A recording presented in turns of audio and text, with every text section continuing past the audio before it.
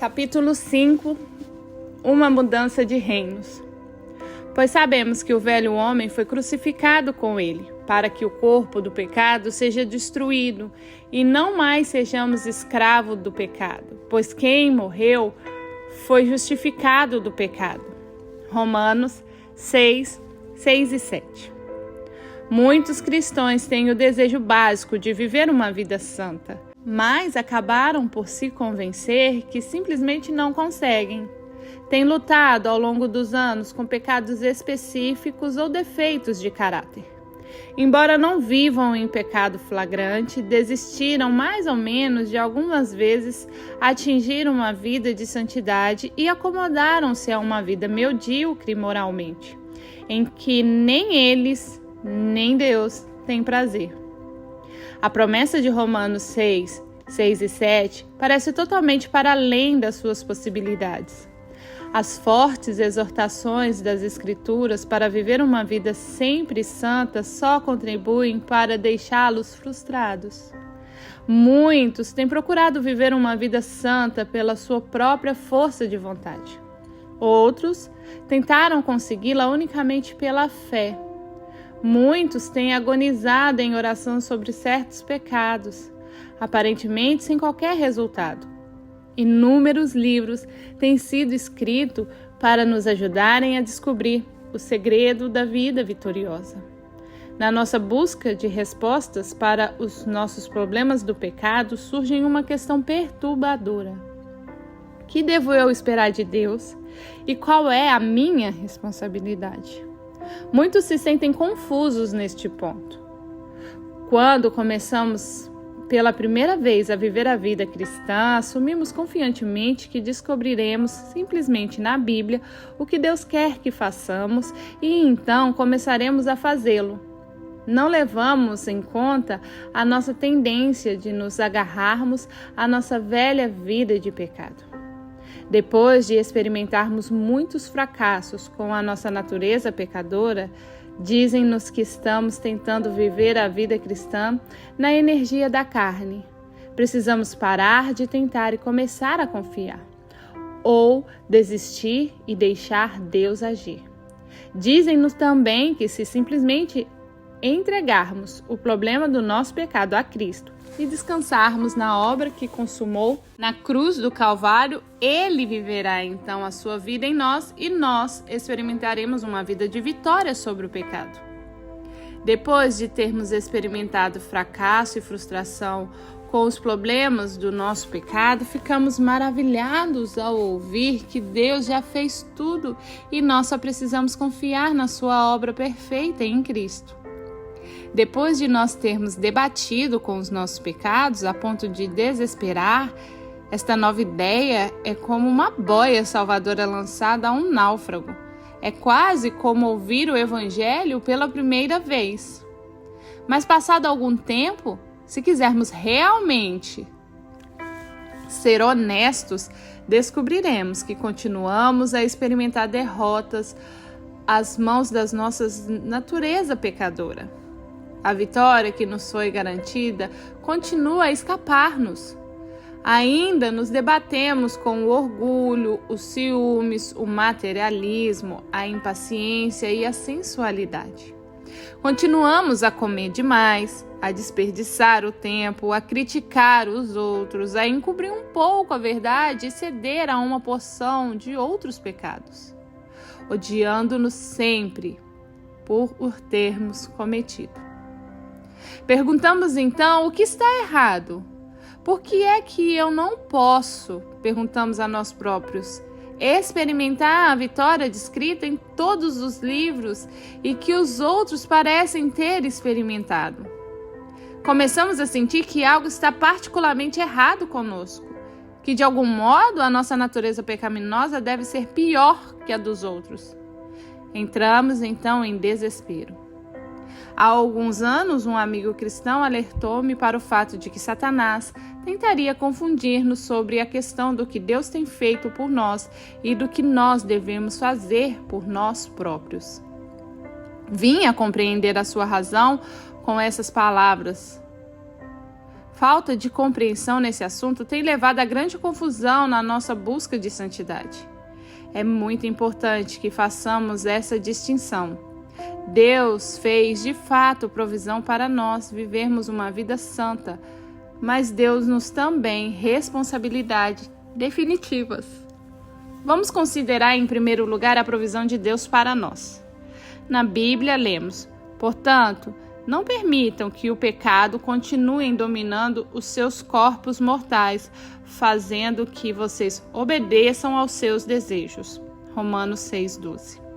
A primeira coisa que devemos notar nesta passagem é que a busca da santidade, este não consentir que o pecado reine no nosso corpo mortal, é algo que nós temos de fazer. As palavras de Paulo constituem uma exortação. Ele dirigiu-se à nossa vontade ao afirmar: portanto, não permitam que o pecado, deixando explícito que somos responsáveis por isso. A experiência de santidade não é um dom que recebemos como a justificação, mas algo que somos claramente exortados a conseguir com o esforço. A segunda coisa a notar na exortação de Paulo é que ela se baseia no que ele acabara de fazer. Repare na palavra de ligação, portanto.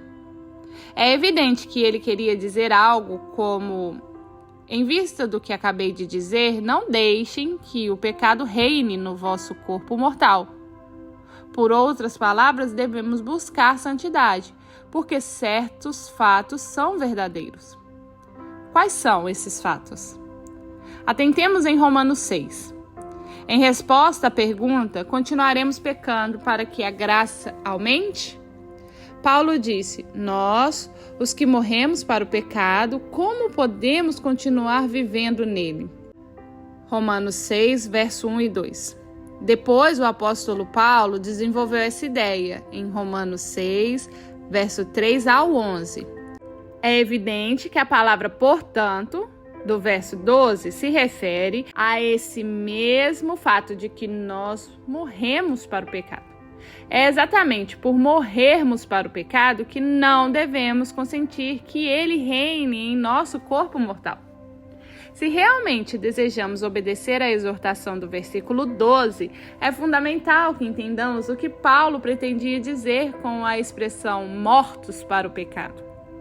Ao lermos essa passagem, a primeira coisa que notamos é que a nossa morte para o pecado resulta da nossa união com Cristo. Romanos 6, verso 2 ao 11. É porque ele morreu para o pecado que nós morreremos para o pecado.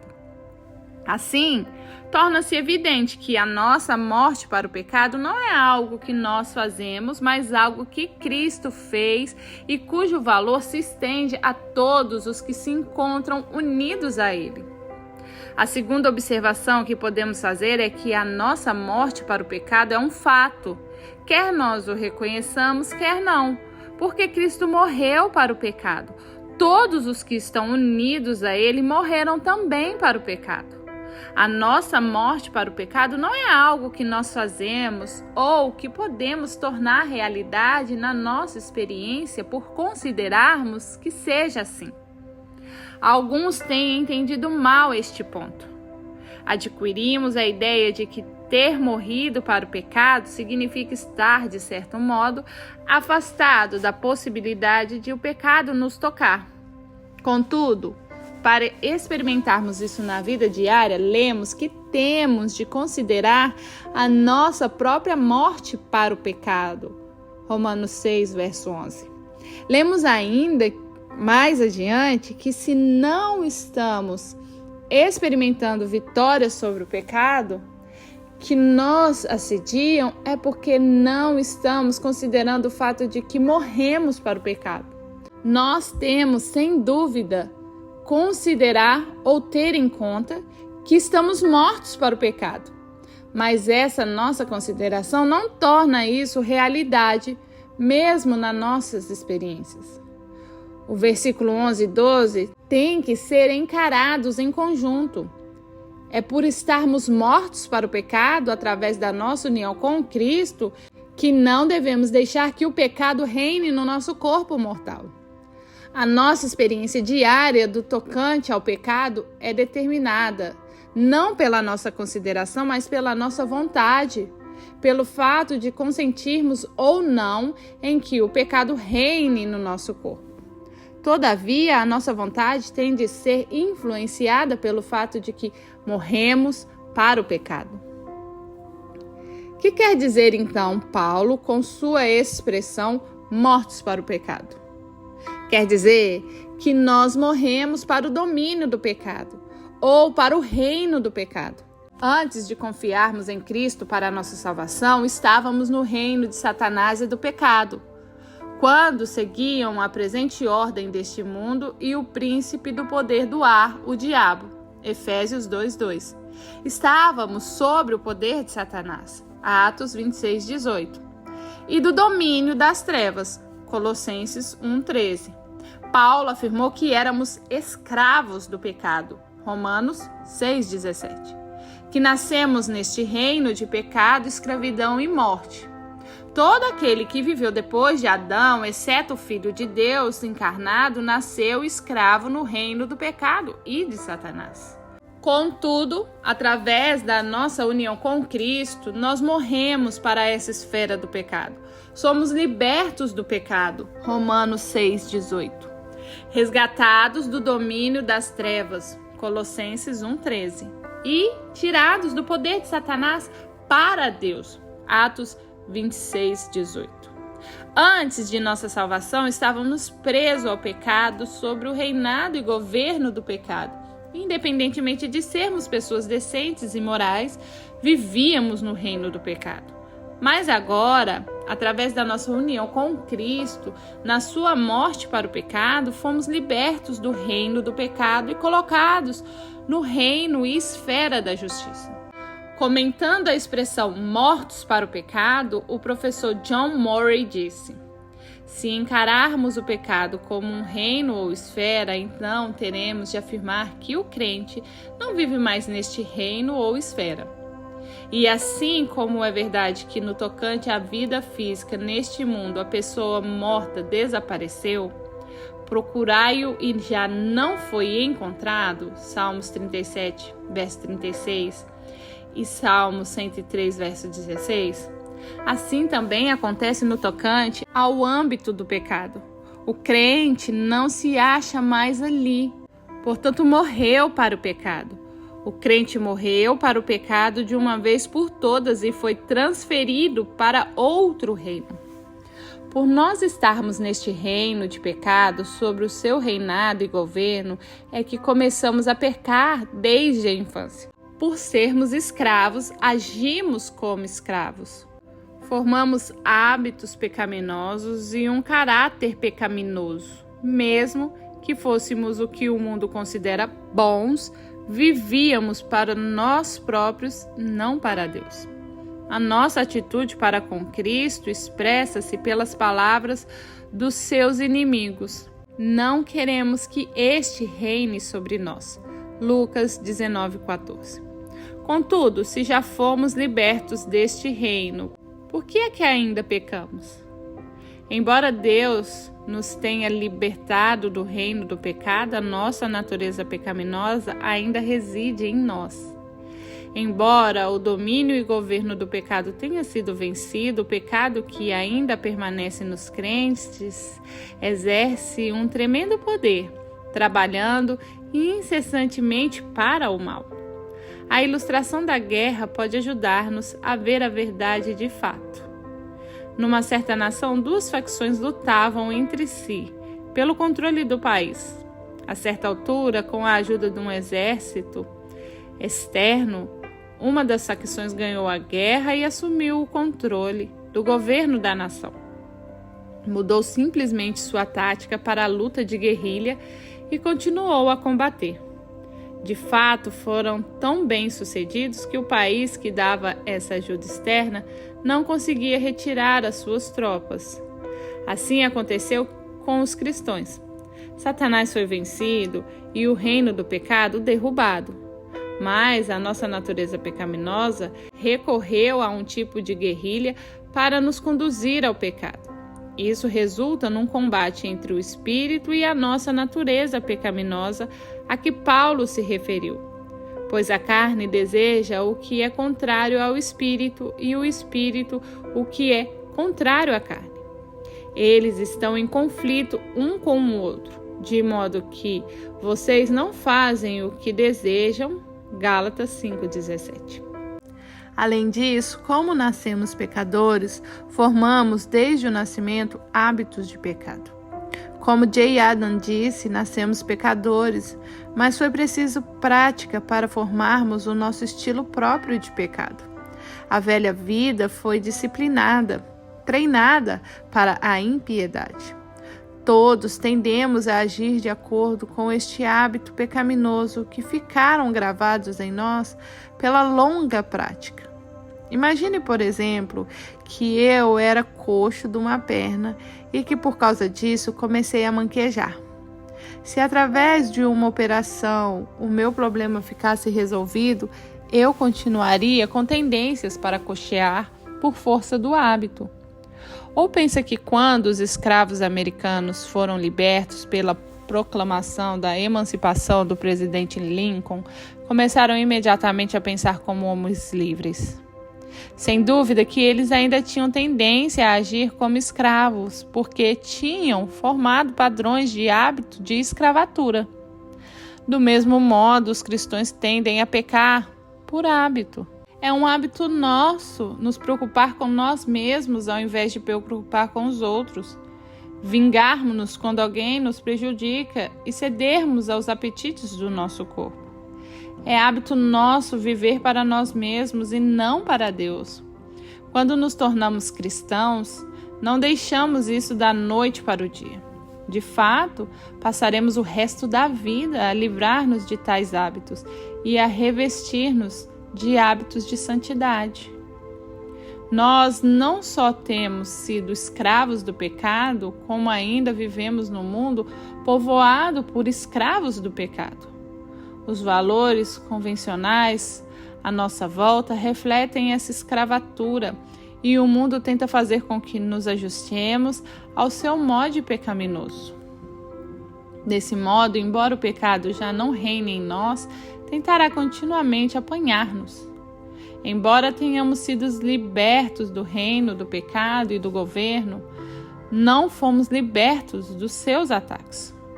Como o Dr. Martin Lloyd-Jones disse na sua exposição de Romanos 6, apesar de o pecado não poder reinar em nós, na nossa personalidade essencial, pode-se o deixarmos reinar no nosso corpo mortal. Ele transformará os instintos naturais do nosso corpo em sensualidade, transformará os nossos apetites naturais em indulgência, a nossa necessidade de roupa e agasalho em materialismo e o nosso interesse sexual em imoralidade. É por isso que Paulo nos exorta a vigiar de maneira que não consintamos que o pecado reine em nosso corpo. Antes da nossa salvação, antes da nossa morte para o reino do pecado, tal exortação teria sido fútil. Não se pode dizer a um escravo, viva como um homem livre. Mas pode-se dizer isso a alguém que foi liberto da escravatura. Agora que estamos de fato mortos para o pecado, para o seu governo e reino, temos de considerar isso como uma verdade. Temos de manter diante de nós esta realidade de que já não somos escravos. Podemos agora erguer-nos diante do pecado e dizer-lhe não. Antes não tínhamos hipótese, agora podemos escolher. Quando pecamos como cristão, não fazemos como escravos, mas como indivíduos com liberdade de escolha. Pecamos porque escolhemos pecar. Resumindo então, fomos libertos do reino e governo do pecado, do governo da injustiça.